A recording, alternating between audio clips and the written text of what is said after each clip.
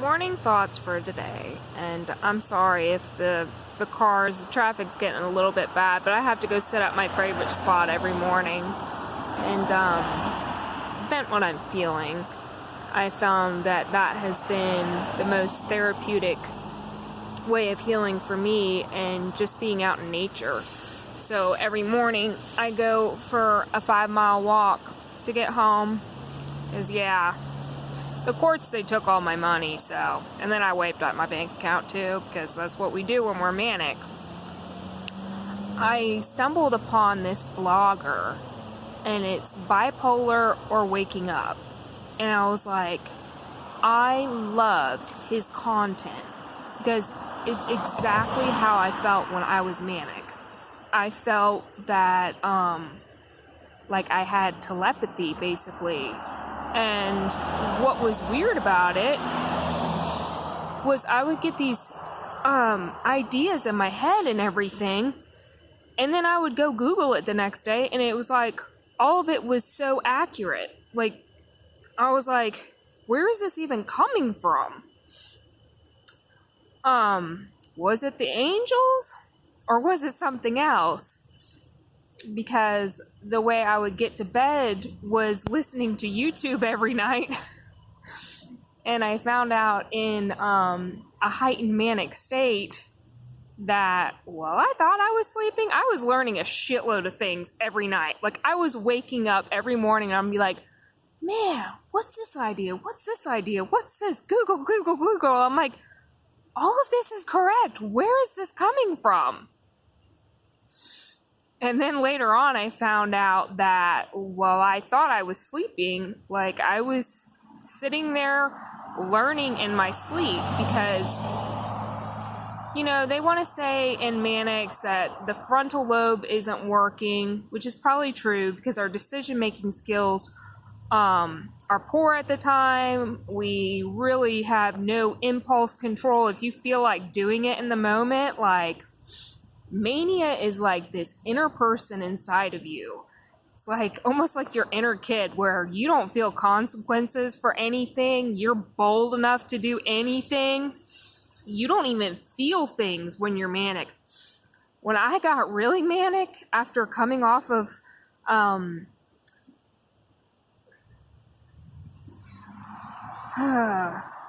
gosh, I forget the word now. With psychotropic drugs, and us crazies, we know what I'm talking about, like Abilify, Restorol, shit like that really fucks you up. Well, at the time I was like, I feel fine, and this pill is giving me facial paralysis, and it was giving me that tardive kinesia. So I'm like, I'm just not gonna tell anybody that I'm not taking my meds, because I would make sure to take a pill out of it every day and then go flush it down the toilet, which I am not suggesting to anybody. I am not, because that crazy look, like, yeah. I became manic as hell, and at least I had good people around me to, like, make sure I wasn't doing anything stupid, and I didn't have access to car keys, and, I wasn't thrown in the Looney Tune bin again. I did have to go to the ER, and they gave me a shot of the Ativan to make me sleep, because I stayed up for 4 days straight, and for some reason, I had this spiritual awakening moment where I thought that, like how Jesus did in the prophets, how they sat up on the mountains and they fasted, and, I figured they just drank water. So it was a good way to purify myself. I drank 92 bottles of water in a day. I flooded out my organs. So this goes to show, like, even when there was no alcohol involved or anything, just that's how strong those pills were sedating my brain. Like, I I couldn't smile. I didn't smile, and I was like, why does my face feel so weird? And that's when I realized, when I was watching the comedy, that I haven't laughed or smiled in weeks, and I'm somebody that always, I'm always finding humor in something. And when I sat there and watched Dave Chappelle, and I realized, like, I felt nothing. Like, it was like, I didn't feel,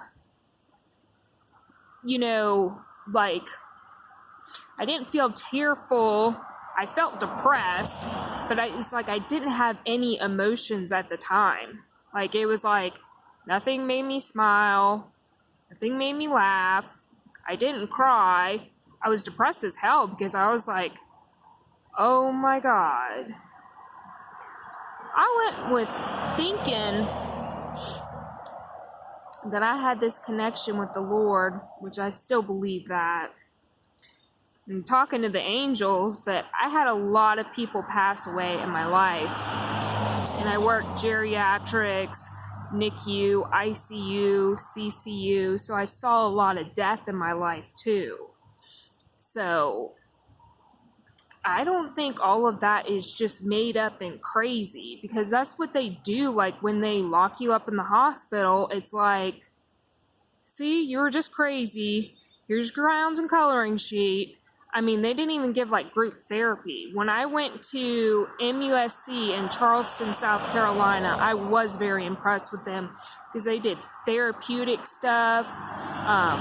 It was all about your mind-body connection. Spiritual stuff. We did yoga. That's the best Looney Tune bin ever. But before I was willing to accept my diagnosis, I went to a couple of stints in this place called Marshall Pickens, which I would not recommend to anybody.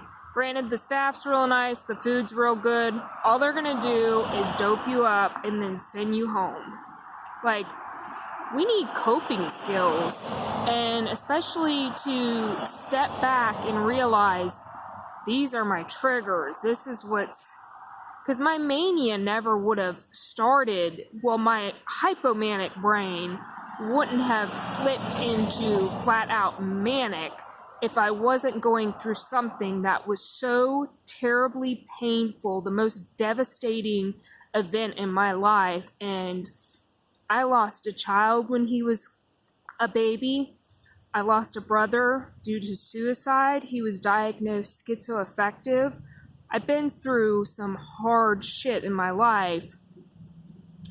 And I left an abusive man, and he had the money to destroy me in the family court and make it appear as, all these things were an issue. At the time, I was a paid driver for the largest laboratory company in America, doing 400 to 500 miles a day.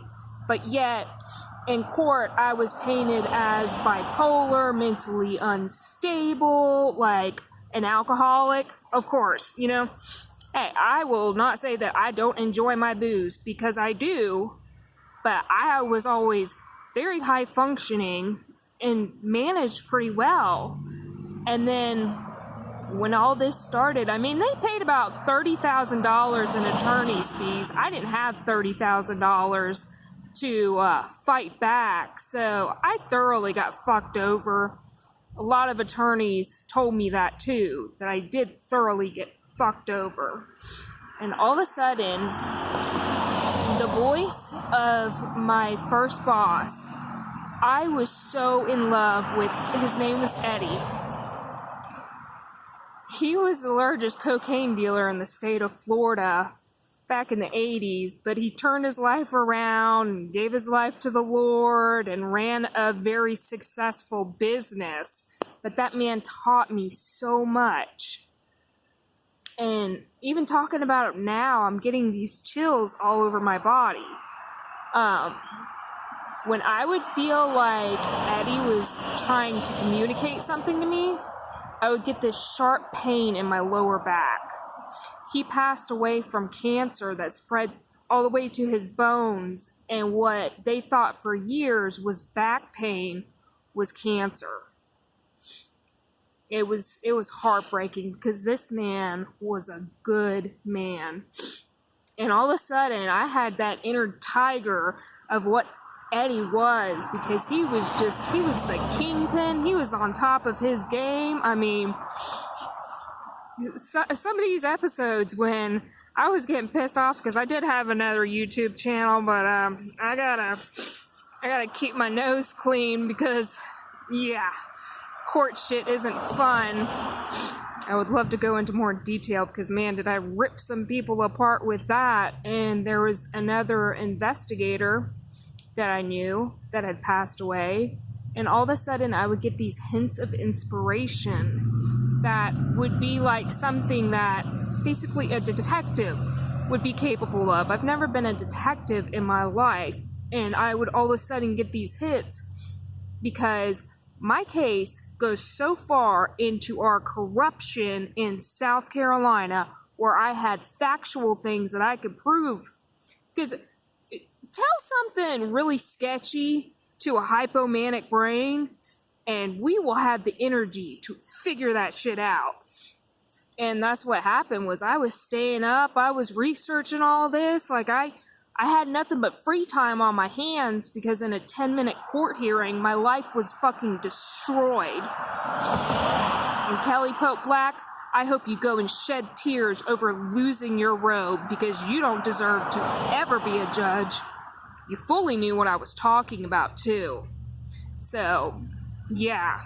She knew the game players and what the fuck was going on, but it was mother believes in, quote, conspiracy theories. I love it when people say that shit, because I'm like, do you even know where that fucking term came from? Because if you knew where the fucking term came from, you would realize how stupid you sound right now. A conspiracy. Well, conspiring. More than two people plotting evil together. A conspiracy. A theory is more like a hypothesis. See, when I get mad at that pressured speech. This was far from a fucking hypothesis. Where there was documentation. People need to go read the Nancy Schaefer report. Because what you will see that they are doing to these children in the foster care system that is giving them permanent brain damage and fucking them up, she would find some kids were on up to 17 different medications. So they rip the kids away from the parents. And when you read the Nancy Schaefer report, you will learn that it's not just bad parents that have their kids ripped away. And I have had so many interviews with people that went through the foster care system. Like, I have no problem doing my homework when, it suits me. And at the time, I didn't have my kids.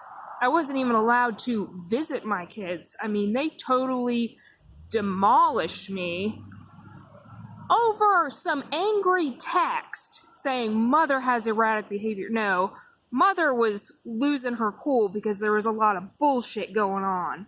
Sorry, I'll get off into separate rants. But I know I gotta stay cool, calm, and collected in the face of this. But yeah, I was so inspired when I stumbled upon the, well, I gotta go because now my phone's about to shut off. But watch Bipolar or Waking Up and it will blow your mind. Thank you.